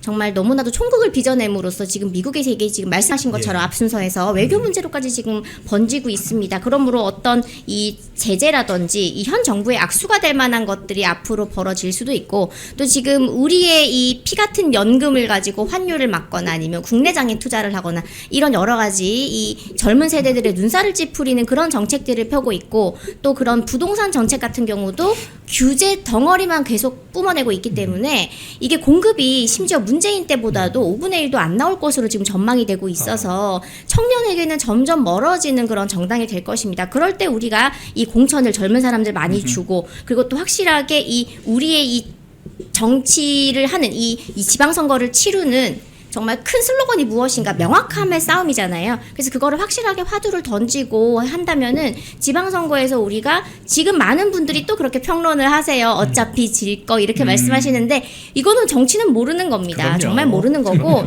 저는 그 말씀을 꼭 드리고 싶어요. 우리가 아이를 공부시킬 때 어려운 시험 준비하는 아이한테 야 너는 어차피 떨어질 거니까 근데 그냥 공부는 해 이렇게 하면 공부 열심히 안 하거든요. 안 되죠. 때려치고 싶죠. 그렇죠. 근데 소위 우리 당에 있는 사람들이 지방선거 이대로 가면 필패다라는 말을 각종 언론의 헤드라인으로 본인 발로 다 뿜어내고 있는데 이거 정말 해당 행위 중에 정말 그렇죠. 최상의 해당 행위거든요. 윤리 제소해야 됩니다. 네, 그래서 제발 정말 우리 당 사람 맞다면은 앞으로 안 될 것이다. 이대로 가면 필패다. 이런 말씀보다는 우리가 앞으로 이렇게 하겠다는 말로 좀 헤드라인을 바꿔주시면 좋겠습니다. 네. 우리 또 김용훈 대변인께서는 비전과 전략 의제를 말씀하셨으니까 전 조금 더 당내 문제를 집중을 네. 해보자면요. 일단은 한동훈 제명은 뺄셈 정치가 아니라고 하는 것을 여론조사로 지도부는 입증을 했습니다. 그렇죠. 실제로 다 올랐습니다. 그러니까 더 이상 언급할 가치가 없는 거예요. 오히려 지금 본인들이 당권을 차지하기 위한 목적을 가지고 당대표를 흔드는 행위야말로 바로 뺄셈 정치라고 하는 것을 직시를 해야 됩니다. 그렇게 어깃장을 놓고 당대표를 흔들며도 불구하고 이 정도 지지율을 유지하고 있다라고 하는 것 자체가 국민의힘에 그만큼 총의가 모이고 있다라고 하는 뜻이라고 저는 생각을 하거든요. 본인들만 조용히 하면 됩니다. 이젠 정말 어떻게 하면 선거 이길지를 고민할 생각을 해야지 이제 지나간 노랫자락 부르는 건 그만합시다. 이런 말씀 드리겠습니다. 예, 오늘 우리 박민영 대변인 그리고 김용훈 대변인 두 분 모시고 제가 사실 뭐 저희들 이런 거 하면 질문지 이렇게 미리 구성하거든요. 오늘 질문지가 전혀 필요 없어요. 그냥 뭐 아주 자유롭게 그 주요 의제에 대해서 해박한 정보와 시사 뉴스를 다 꿰뚫고 있기 때문에 굉장히 저도 아주 수월하게 신나게 한번 대담을 나눠봤습니다. 이 두 분 이제 보내드리기 전에 그래도 시청자 여러분께 한 말씀씩 인사 말씀을 듣도록 하겠습니다. 그럼 먼저 박민영 대변인 먼저. 네. 일단 오늘 금요일이잖아요. 예. 네, 행복한 주말 보내시기 바라고 우리 시청자분들. 그리고 장덕 대표께서 이제 제주도 행보를 포함해서 이제 본격적으로 이제 단식 국면을 넘어서 새로운 의제를 발굴하고 우리 당의 어떤 미래 비전을 보여주기 위한 행보들을 하고 있지 않습니까? 많은 지지와 응원 부탁드리겠다는 말씀드리겠습니다. 네. 네, 요즘 이렇게 언론을 보면은 우리가 지금 알고 있는 사실과는 꽤나 다른 시각으로 많이 보도가 되고 있는데요. 중요한 것은 우리는 다 압니다. 하지만 우리 주변에 있는 많은 분들이 보수를 지지한다 하지만 국민의힘이 지금 이대로 가면 어렵다, 힘들다라고 생각하시는 그런 분들에게 우리가 알고 있는 진실과 사실을 좀 같이 전달을 해주시면서 결국엔 이게 애국하는 길입니다. 좀 동참해 주시면 감사하겠습니다. 네. 여러분 좋아하시는 원영섭 변호사님 나오셨습니다. 안녕하세요. 예, 반갑습니다. 원영섭 변호사입니다. 이거 뭐 지난주에 또 보고 자주 봅니다. 아유, 자주 보면 자주 볼수록 정도 들고 좋습니다. 아니 그 주말에 그 한동훈 지지자들이 여의도 여기서 뭐 집회했다고 하던데 그거 집회했습니다. 어떻게 보셨어요? 사실 좀 날도 춥고 예. 이렇게 집회하는 모습이 좀 안타까운 부분도 있어요. 솔직하게 이야기를 하면. 근데 생각보다 좀 많은 분들이 모이시진 않았던 것 같아요. 본인들이 이야기하는 것처럼 10만 명이라고 10만 하던데. 명. 10만은 도저히 안 돼 보이고요. 예. 어쨌든 뭐 그래도 뭐 열정을 가지고 오신 건데, 근데 제가 뭐 저번에 집회할 때도 비슷한 말씀을 드렸는데 왜 한동훈 전 대표가 안 나타나는지를 모르겠어요. 본인은 현장에 안 나타나죠. 예. 왜 그렇습니까? 아니 그러니까 저번 같은 경우에는 어쨌든 그 징계 결정이 확정되기 전이라서 뭐 그랬는지 모르겠지만 지금은 이미 징계 결정이 확정이 됐고 이제 당회 인사가 되지 않았습니까? 이제 당원도 아니고 이제 무소속으로 지금 본인이 앞날을 뭐 뭘 도모하는지 모르겠지만 결국 그 무엇을 도모하더라도 지금 집회에 나오신 이분들하고 도모해야 될 거 아니에요? 근데 그럼에도 불구하고 나오지도 않고 그리고 친한계 의원들도 나오지도 않고 그러니까 뭐 그렇게 팬덤이 유지될 수 있을까 솔직하게 말을 하면 예. 그게 좀 이해가 되지 않는다는 거죠. 그리고 토크 콘서트를 이제 하지 않습니까? 예. 토크 콘서트 하는데 그 토크 콘서트도 입장료 때문에 굉장히 뭐 좀 말이 많잖아요. 7만 9천 원 같은데요. 로얄석이. 그러니까 글쎄 이게 트로트 가수 콘서트 정도로 생각을 하는 건지 예. 그러니까 이게 황당한 거예요. 무슨 말이냐? 예. 돈을 내는 장소에는 한동훈이 나타나는 거예요. 예. 근데 돈을 내지 않고 사람들이 자발적으로 이런 집회 정말 엄동설안에 집회하는 거기는 본인이 안 나타나. 그러니까 토크 콘서트와 이 집회와 도대체 무슨 차이가 있는 거죠? 하나밖에 없어요. 하나는 돈을 내는 자리, 하나는 돈을 안 내는 자리. 돈을 안 내는 자리는 안 나타나. 예. 돈을 내는 자리는 나타나. 그러니까 이런 식으로 모르겠어요. 지지자를 이렇게 차별적으로 대우할 수 있는 건가 하는 생각이 들고 뭐 저는 아마 12월 초 중순까지 약간 언급될 것 같아요. 한동훈. 왜냐하면 이게 그 다음에 뭐 조중동이나 여기에서 이 이슈를 깔아앉지 않도록 계속 만들고 있으니까. 그래서 그렇지만 결국 이런 식의 그런 지지자들에 대한 태도, 결국 이제 정치인이 태도가 제일 중요하지 않습니까? 그렇죠. 예, 정치를 하다 보면 참 아무리 열심히 노력해도 그게 그 결론이라는 거는 하늘이 내리는 경우가 많은데 그거를 항상 바라보는 태도가 중요한데 적어도 지지자들을 바라보는 태도에 있어서는 뭐 오래 가기가 힘들다라는 그런 생각은 듭니다. 근데 거기에 현역 그 소위 말해서 한동훈 지지했던 국회의원들은 왜 많이 안 나오는 거죠? 그러니까요. 저는 저번에 이제 그 장동혁 대표에 대해서 사퇴를 하라라고 촉구를 했잖아요. 예. 사퇴를 할 리도 없지만 예. 사퇴를 안 하면 어쩔 거냐. 예. 그러면 자기들이 거기에 대한 답을 내야 돼요. 장동혁 대표가 사퇴를 안 한다? 예. 그러면 뭐 내가 탈당을 하겠다. 뭐 내가 단식을 하겠다. 내가 분신을 하겠다. 뭐 그런 그 어떤 사퇴를 안 했을 때의 나는 뭘 하겠다라는 그 행동 플랜이 있어야 되잖아요. 예, 예. 그게 아니라 그냥 사퇴는 해라. 근데 사퇴하기 싫은데 그럼 아님 말고 이거 무슨 지금 상황이 꼬리가 말려 들어가고 있어요. 그러니까 그렇게 한번 그래도 옛날에 공천 받았으니까 의리상 한번 사퇴하라고 말을 했다. 이 정도로 지금 만들어 갈 거면 이거는 이제 개파가 소멸 단계로 들어간다고 보셔야 돼요. 아, 예. 각자 도생을 하는 거죠. 그러니까 뭐 돌아올 거라고 했다 이런 이야기는 제가 볼 때는 의미가 없는 이야기고, 예, 지금 뭐 누구라도 이 일주일 사이에 뭐 어떤 액션을 하는지 보면 압니다. 근데 우리 저 원 변호사님, 그 원 변호사님 사실 정치를 자유한국당 시절에 했었잖아요. 네, 예, 그때도 사실 뭐 바른정당 만들어서 한 30여 명이 튀어나가고 예, 다시 또 뭐 들어오고 뭐 이런 일들이 있었지 않습니까? 네, 예, 그렇습니다. 그때 이 박근혜 대통령 탄핵에 가담했던 사람들, 네, 예, 또 이번에 윤석열 대통령 탄핵에 가담했던 세력들, 예, 뭐 밖으로 튀어나갔다가 다시 들어오고 뭐 지금 한동훈 같은 경우는 다시 돌아오겠다고 하고 예. 이런데 사실 배지를 달고 있는 현역 국회의원들 입장은 굉장히 냉정한 거죠. 아이 냉정하죠. 예, 그런데 제가 그 박근혜 대통령 탄핵하고 예. 윤석열 대통령 탄핵하고 그때 당을 나갔던 바른정당계와 예. 그리고 이 친한계는 질적으로 달라요. 어떻게 다릅니까? 왜 그렇냐면 예. 그때 바른정당계 같은 경우에는 어쨌든 그 박근혜 대통령 자당의 대통령을 탄핵했잖아요. 예. 그러니까 그러면 탈당을 해야 돼요. 탈당을 했어요. 그렇죠. 창당을 했어요. 그러니까 그거는 물론 이제 뭐 괘씸하기도 하고 뭐 그것도 있어서는 안 될 짓이라고 하지만 예. 그 로직 자체는 말이 되는 거였어요. 그렇죠. 나는 그 대통령을 탄핵했기 때문에 이 당에 있을 수 없는 거예요.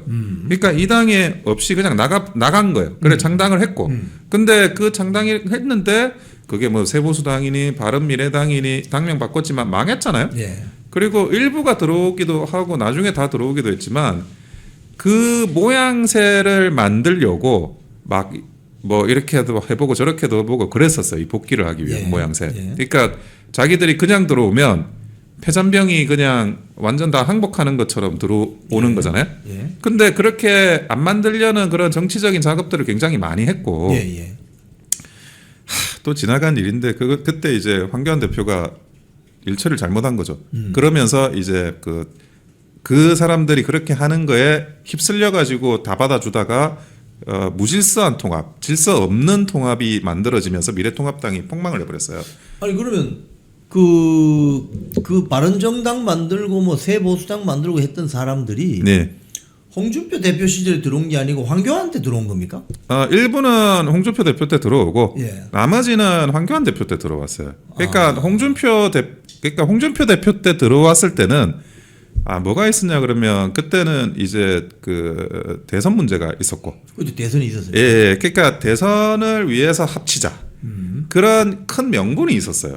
그러니까 그럼에도 불구하고 내부 반발이 많았었는데 일단은 그래서 합치면서 들어왔고, 근데 그래서 들어올 때도 사실 그 당시의 지지자들로부터 있는 욕 없는 욕 다 먹었습니다. 와서 활동하면서도 뭐 진짜 죄인처럼 활동하고 있었고, 예, 정말 자기들이 뭐 가가지고 갔다가 했지만 들어왔는데 좀 욕 먹으면서도 뭐 위축돼 가지고 있었고. 예. 근데 더 오랫동안 밖에 있었던 사람들이 그때 들어오는 게 황교안 대표 때 들어오는데, 그러니까 그 모양새가 정말 중요하거든요. 예. 그러니까 통합이라는 거는 질서 있는 통합이어야 하는 거예요. 근데 대통령을 자기들이 탄핵을 하고 나가가지고 자기들이 실패를 해서 다시 들어오려 그러는데 그거를 뭐 굉장히 뭐 이게 말도 안 되는 그런 사실 지분을 인정해 줘 버린 거죠. 예. 그러면서 그 미래통합당이 완전 붕괴됩니다. 그 체제가. 예, 그 총선이 21대 총선이 망했고. 그렇죠. 예, 그 부분에 대해서만큼은 황교안 대표의 책임은 너무 커요. 예, 그 문제가 있었고. 근데 어쨌든 그거는 우리가 무슨 그 글을 쓸 때는 무슨 말이 약간 돼야 돼. 그 말을 그래도 그렇죠. 어떻게든 그 뭐 기자님도 글을 많이 쓰시잖아요. 설득력이 있어야지. 그러니까 이게 논리가 약간 구성이 돼야 돼요. 그래 구성이 돼야 돼. 예. 근데 이 윤석열 대통령 탄핵과 한동훈과 친한계의 문제는 그 설득력 자체가 없는 거예요. 예를 들어 윤석열 대통령 탄핵을 했어. 예. 탄핵을 하면 어떻게 돼야 돼요? 탈당을 해야 되는 거예요. 나는 당을 그 만들어서. 이 당에 반대하니까. 이 당을 반대하니까. 이 당이 뭐 이런 당이야. 왜 윤호개인 당이야. 이 당 왜 이래 몹쓸 당이야. 나는 우리가 뭔가를 지켜서 탈당할 거야. 탈당을 해야 되거든요. 근데 황당한 게 남아 있어. 한 명도 탈당 안 하죠. 아니 심지어 한동훈 그 자체도 어떻게든 탈당 안 하려고 버틸려고 하고 있고 난 그게 너무 이상한 거예요. 아니 그게 말이 되냐. 지금 우리가 만든 우리 대통령을 탄핵을 해놓고 나는 뭐 그래도 이 당에는 계속 있을 거야라는 게 이게 사람들한테 어떤 메시지로 들리냐는 거예요. 이거는 그냥 어떤 그 논리가 없고 그 사람들을 무시하는 거거든요. 예. 국민들을. 예. 국민들이 그냥 뭐 레거시 미디어에서 뭐 이렇게 포장만 조금 하면 그 안에서 로직이 망가져 있더라도 사람들이 그렇게 이해할 거다. 예. 국민을 굉장히 그 우민이라고 생각하면서 무식하다고 생각하면서 이 짓거리를 하는 거예요. 근데 국민들이 그렇지 않습니다. 당원들도 지지자들도 너무나 자기가 느끼는 거를 글로 설명할 수는 없어도 그렇죠. 직관적으로 다 느낀다고요. 이게 뭐 황당한 포지션이지? 그걸 다 그때 뭐 그런 상황들이 지금 뭐 여론조사도 하셨던데 그런데 다 투영이 돼 있어요. 근데 한동훈이가 저 뭐 대구 영남일보나 뭐 지방지 이런 데 보면은 뭐 이번 그 6.3 지방선거 때 함께 치러질 가능성이 있는 재보궐선거 뭐 대구, 부산 뭐 출마설이 있다 뭐 이런 보도가 있는데 이거 가능성이 있습니까? 무소속으로 나와야 되는 거 아니에요? 나는 한동훈 스스로도 예. 이 최소한의 전략적인 현실 인식이 안 된다고 보고 있고 그리고 친한계 일부에서 그런 이야기를 하는 걸로 알고 있어요. 그런데 정말 친한계 일부에서 그런 이야기를 진심으로 믿고 한다면 그분들의 현실 인식이 틀렸거나 처참하거나 두 번째로는 한동훈에 대해서 그냥 뭐 별 의미 없는 말을 하는 거예요. 할 말이 없잖아요. 그 다음 솔루션이라는 거 거의 굉장히 어려운 상황이지 않습니까? 그러니까 그냥 뭐 너 듣기 좋은 적당한 이야기 그냥 해주는 거예요. 이번에 여론조사 나왔지만 뭐 대구 같은 경우에는 예. 지금 티키만 하더라도 그 제명이 적절했다가 51%입니다. 51%죠, 그러니까. 아니 제명을 잘했다가 51%고 예. 부적절하다가 한 37% 정도 나온 것 같은데 부적절하다는 것도 그러니까 한동훈이 당신이 줘야 지지할 거야가 아니에요. 그렇죠. 그러니까 이게 네. 조금 뭐 당원권 정지나 잘못한 건 맞는데 제명은 좀 과하지 않냐 이 정도 이야기도 거기 섞여 있어요. 그렇죠. 그러면 그 비호감이라는 게 여전히 있는 상태에서 TK 가가지고 뭐 무소속으로 출마한다. 어떻게 득표를 해요? 그리고 그 PK를 조금 쉽게 보는 것 같은데 부산에서 지금 제명이 적절하다가 47%입니다. 그리고 부적절하다도 40%예요. 그러니까 절반 이상이 오차범위 이상으로 제명 잘했다고 지금 하고 있어요. 지금 이게 보면은 약간 국민 밉상이 된 것 같은 그런 느낌이거든요. 예. 그러니까 한동훈의 제명이 부적절했다라고 하는 데는 제가 이거 보니까 호남이더라고요. 호남지요. 그럼 호남에서 출마할 거냐? 그게 또 떨어질 것 같아서 안 한대. 아니 물론 이제 계양을 거기 호남 분들이 많으세요. 그래서 거기는 또 떨어질 것 같아서 그럼 뭐 어디 출마한다는 거예요, 도대체? 그러니까 뭐 무소속 출마, 대구, 부산 무소속 출마도 가능성이 없는 이야기고 본인이 어떤 컨텐츠를 스스로 만들 수가 없는 상황에서 지금 이 현실에서 무소속 출마라는 건 뭐 그냥 남들이 뭐 할 말이 없어서 하는 말이다 평론가들이. 그리고 혹시라도 한동훈한테 그런 이야기를 한다 그러면 한동훈 또 그런 이야기는 아예 그냥 의뢰하는 인사말 같은 거라고 생각을 해야지 진짜 가면 돼? 그건 황당한 이야기입니다. 근데 이 창당을 할 수는 있습니까? 창당 전 창당을 할 수는 있다고 봐요. 예. 근데 창당이라는 게 이게 총선 시즌이면 오히려 창당이 쉬워요. 맞다. 예, 총선 시즌이면 훨씬 그 창당이 쉬운데 왜 창당이 쉽냐? 창당해가지고 총선에 후보를 내면 예. 그 총선에 후보를 내면 당장 위협을 받는 사람들은 국회의원들이잖아요. 예. 그러니까 국회의원들이 어쨌든 당에서 핵심적인 역할을 하는 거니까 현역들이 자기들이 아우 저게 내가 신경 쓰이는데 그렇게 생각할 수 있어요? 근데 이건 지방선거지 않습니까? 예. 지방선거니까 창당을 하나 창당을 안 하나 국회의원들 입장에서는 위협이 안 돼요. 그렇죠. 예, 두 번째 그리고 그 지방선거는 이게 영남하고 서울하고 그 호남하고 편차가 큰 거예요 이게 지금. 그렇죠. 예, 그래서 뭐 고춧가루를 뿌리기도 굉장히 어렵고 그리고 그 결국 이제 선거에는 후보를 내야 되는데 그렇죠. 정당을 만든다는 거는 예. 그러니까 이준석이 저렇게 하는 거는 뭐 99만 원인가 예. 그리고 모으는 거는 정당이 후보를 공천하지 못하면 예. 그 정당의 생명력이 사라진다는 걸 알아요. 어떻게든 이걸 내가 공천한다 또는 공천할 수 있다라는 걸 보여주는 게 정당의 힘이거든요. 근데 지금 한동훈이 정당을 만들어서 예. 지방선거에 공천을 한다? 그 로드맵까지 짤 수 있어야 돼요. 예. 예, 그냥 떵하니 뭐 창준이 정도 만들고 정당 하나 만들어 가지고 나 정당 있어 이게 아니라 최소한 정당이 만들어지면 현역 의원 1명 이상이 가야 되고 왜냐하면 그래야 소통관에서 이렇게 그렇죠. 메시지 발신을 할 수 있으니까. 할수 있으니까. 두 번째 그리고 이번 지방선거에 내가 출마를 시킬 수 있다라는 그 세를 보여줘야 돼요. 그래서 거기까지가 되면 어느 정도 된 거예요. 근데 그럼에도 불구하고 이게 총선이 아니기 때문에 실제로 뭐 국회의원들의 국민의 국회의원들한테는 위협이 전혀 안 돼요. 예. 지금 오늘 우리 그 대자유총 여론조사 결과를 보면 아까 방금 말씀하신 한동훈 제명에 대한 인식이 전 국민을 상대로 물어봤을 때 47%가 적절하다고 생각한다 이렇게 나와 있는데 지금 다른 이것도 보세요. 저 천지일보거든요. 천지일보도 47%입니다. 천지일보도 47%고 뉴스토마토도 보면은 47.7%로 나와요. 그러니까 이게 47% 정도는 국민들이 한동훈 잘 잘랐다 이렇게 생각하는 거. 이게 아마 한 세 군데 정도 여론조사 한 거니까 비슷하게 나오잖아요. 47이라는 포인트. 그 적절하지 않았다는 건 한 36에서 37, 8. 그러니까 전국적으로 보면은 지역별로 아까도 말씀하셨지만 호남 지역 빼고는 다 잘했다고 이야기하거든요. 특히나 제가 좀 눈여겨보는 게 예. 서울의 그런 여론조사입니다. 서울은 맞습니다. 오히려 제명이 적절하다고 생각한다가 50%예요. 50%요. 네.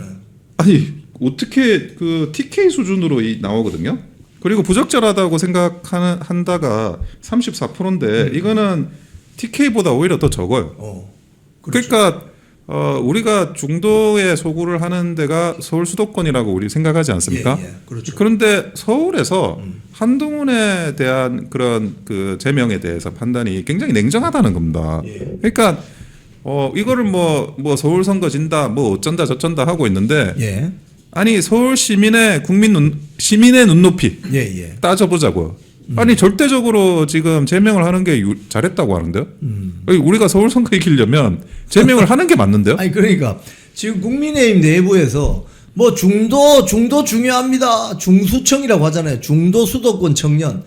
그럼 서울 민심을 봐야 돼요. 서울 민심. 그렇죠. 예. 서울 민심이 한동훈이 잘 잘랐어라고 한 게 50%예요. 50%.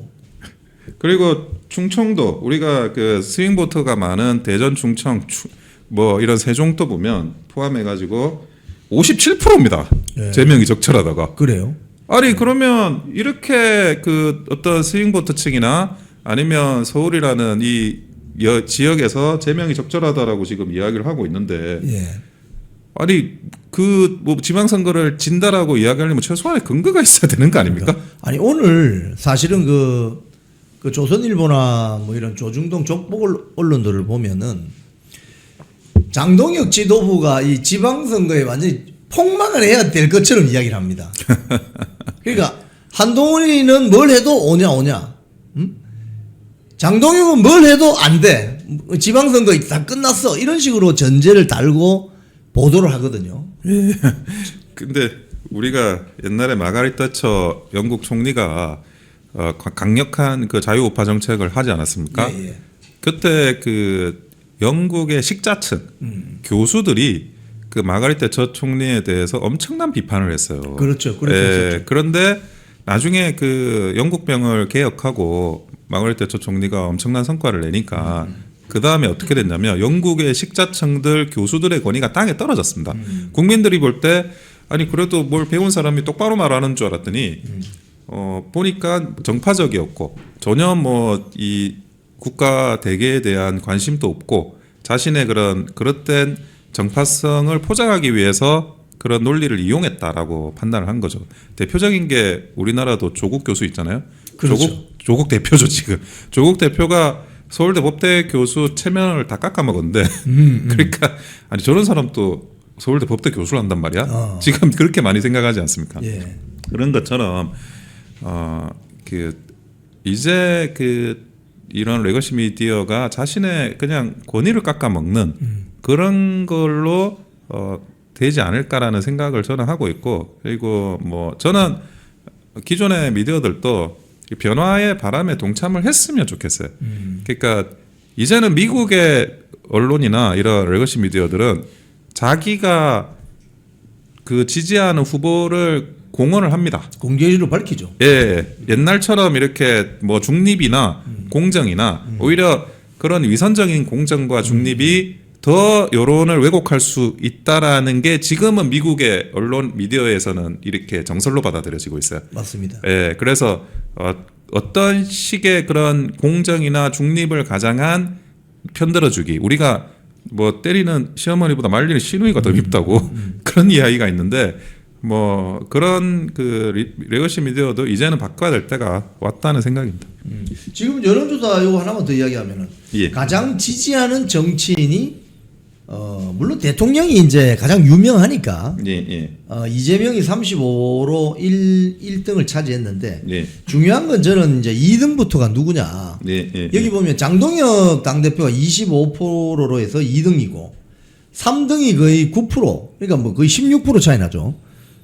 장동혁 후보가 이렇게 2등 자리를 딱 차지하는 것은 어떤 의미가 있다고 보십니까? 특히 보수 진영에서. 지금 그 대선 구도라는 건 뭐 아직 대선이 많이 남아 있으니까 예. 그게 참고적인 내용이긴 하지만 여기에서도 이 시점에 이런 지지하는 정치인 뭐 사실상 뭐 대통령 됐으면 좋겠다 또는 현 대통령에 대한 그런 지지나 이런 것들 종합적으로 지금 하는 거지 않습니까?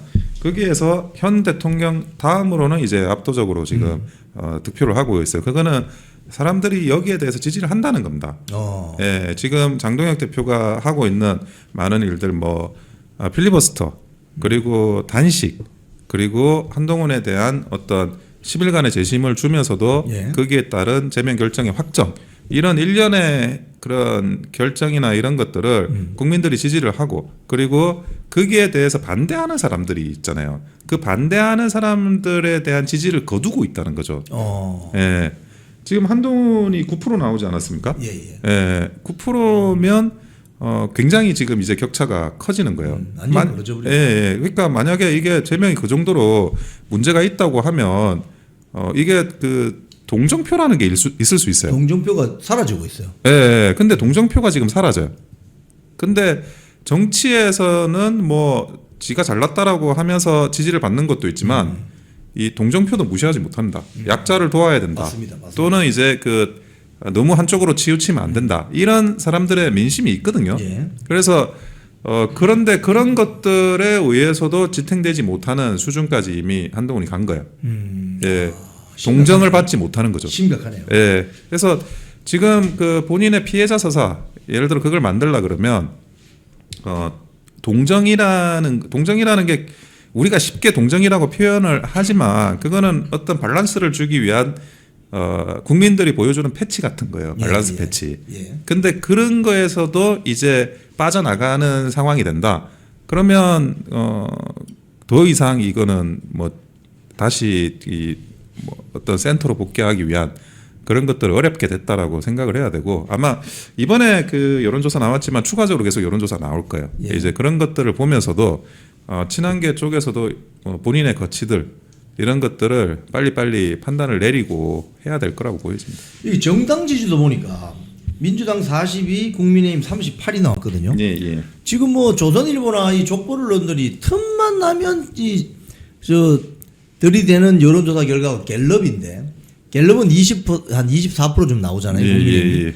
근데 갤럽이나 거기 말고 다른 여론조사 기관들 다 보면 국민의힘 여론조사 결과가 한 30% 후반에 나오거든요. 예. 지금 요건 보면 42대 38이면 오차 범위 안에 드는 겁니다. 맞습니다. 민주당하고 아주 접전을 벌이고 있다 이렇게 보면 되는 것인데 요 정당 지지는 어떻게 해석할 수 있습니까? 지금 그 많은 분들이 정말 이 국민의힘이 뭐가 잘못되나 힘드나 이런 생각을 계속 하시잖아요. 근데 우리가 그거를 생각을 해봐야 되는데 예. 국민의힘이 잘못되고 뭘 못한 지가 좀 오래됐어요. 예. 그러니까 우리가 체력적으로 이게 낙후돼 있고 네. 굉장히 한마디로 우리가 정치 못한 지가 오래됐습니다. 예. 정치 못한 지가 오래됐는데 그럼에도 불구하고 윤석열 대통령 때 대선에서 이기고 그때 그 직후 열린 지방선거는 또 이기고 그리고 이번에도 사실은 김문수 후보 대선도 40%가 넘지 않았습니까? 그렇죠. 많이 심지어 나왔죠. 탄핵을 당했어요. 예. 비상계엄하고 탄핵당하고 그러면서도 뭐 이준석이도 빠져나가고 했는데도 그래도 40%를 넘겼어요. 그러니까요. 그러니까 그게 뭐냐 기본적으로 우리가 잘해서가 아니에요. 국민의힘 이거 절대 잘해서는 아닌데 그래도 국민의힘이 어느 정도 역할을 하기를 바라는 일반 국민들의 지지가 있다는 겁니다. 그리고 그 지지를 어떻게 활용을 할까 하는 문제지 이거를 큰일 났다 난리 났다 레거시 미디어가 이야기하는 거죠. 요즘에는 보수 유튜버가 그 말을 하는 게 아니라 레거시 미디어가 큰일 났다 난리 났다 하고 있어요. 그거는 너무 이 상황을 냉정하게 분석하지 못하는 거예요. 그러니까 저는 사실 그래서 국민의 지지가 고마운 거죠. 예. 우리가 잘해서 지지를 얻으면 우리 좀 그렇게 조금 자신감을 가지고 자부심을 가져야 되는데 우리가 못하는데 아까 제가 동정표 이야기했잖아요. 예. 국민의힘이 사실은 동정표예요 이게. 그리고 그 동정표라는 거를 얻기 위해서는 뭐가 제일 중요하냐? 태도가 제일 중요하다고요. 맞습니다. 예, 그러니까 장동혁 대표가 단식도 하고 필리버스터도 하고 어쨌든 잘 못하는 와중에서도 잘해보려고 하고 애쓰는 그런 모습 속에 지지율이 유지되는 거예요. 그러니까 이런 거 저런 거 흠을 잡는 사람들은 많은데 그게 제가 항상 이야기하는 게 있지만 우리가 그랜저를 안 사고 티코를 사는 거는 티코를 선택한 게 아니라 돈이 없어서 그런 거예요. 그러니까 지금 국민의힘이 가지고 있는 체력이 완전 바닥이에요. 이 지금 바닥인 사람한테 왜 100m 달리기 하는데 민주당보다 더 빨리 못 뛰어 빨리 못 뛰면 우리는 결과로 판단을 받는 거니까 무조건 잘못한 거죠. 근데 그러기에는 체력이 너무 떨어져 있어요. 모든 것들이. 그래서 그런 것들을 이렇게 옹기조식을 하는 그런 과정이고 저는 그 과정의 핵심이 한동훈의 제명이 있다고 봤어요. 왜 그러냐? 우리 당은 세계관이 없고 서사가 없는데 옳고 그름에 대한 최소한의 기준이 없는 거예요. 아니 적어도 대통령에 대해서 당대표 일가족이 뒤에서 이상한 짓을 했다면 그건 잘못된 거죠. 그리고 그거를 하나의 IP로 여러 사람의 그런 아이디를 쓴다든지 아니면 홈페이지를 셧다운을 시키고 그 아이디가 쓴 댓글만 삭제를 한다든지 이거는 범죄에 해당이 되는 겁니다. 그런데 그거를 그게 뭐가 문제야 이거는 문제 없는 게 돼야 돼라고 이야기한다는 게 옳고 그름의 그런 최소한의 서사가 사라지는 거예요. 그렇죠. 아니 옳고 그름을 판단하지 못하는 정당이 국민들한테 뭘 제시할 수 있어요? 우리가 정책이라고 이야기를 하지만 공약이라고 제시하지만 문제는 그 정책이나 공약을 수행할 수 있는 정당의 능력과 태도와 엄밀히 말하면 이거는 정당의 인품에 대한 문제예요. 맞습니다. 사람이 인품이 있잖아요. 그런 것처럼 정당도 인품이 있는 거예요. 근데 아무나 다 덧셈 뺄셈 정치라고 하면서 잡탕을 만들고 그리고 뭐가 옳고 그런지 우리도 잘 모르겠고 그런데 그거를 막 잡탕을 만들어 놓고 꿀꿀우직을 만들어 놓고 사람들한테 이거를 드셔보세요라고 하면 누가 먹어요? 네. 아니 제가 라면을 하나 끓여도 맛있게 끓이면 그 집은 대박 나는 겁니다. 김밥을 말아도 맛있게 김밥 말면 대박 나요. 대박 나죠. 예. 근데 소고기, 돼지고기, 뭐 닭고기, 뭐 온갖 참치를 다 때려 부어 버리면 냄비 속에 그거 누가 먹습니까? 그게 짬인데. 곤란하죠. 예. 그래서 작은 거부터 원칙을 세우고 작은 거부터 이 윤리관 세계관을 세우는 거. 그게 바로 정당이 가지는 인품이고 그 인품을 국민들이 동의할 때 그다음부터 공약을 해도 말이 되는 거고 뭘 하자고 해도 말이 되는 거니까 지금 이거는 반드시 거쳐가야 되는 경로다. 이 한동훈의 제명이라는 건 그런 생각을 말씀드리는 겁니다. 자, 이거 하나만 더 여쭤봅시다. 지금 민주당에 지금 김경시의원 녹취록 PC 황금 PC가 나와가지고 예. 거기 민주당 국회의원들 지금 뭐 9명 뭐 이름 예. 거론된다는 그런 보도 있던데 혹시 뭐 이런 거 여의도 정가에 뭐 돌아다니는 뭐 이야기들이 좀 있나요?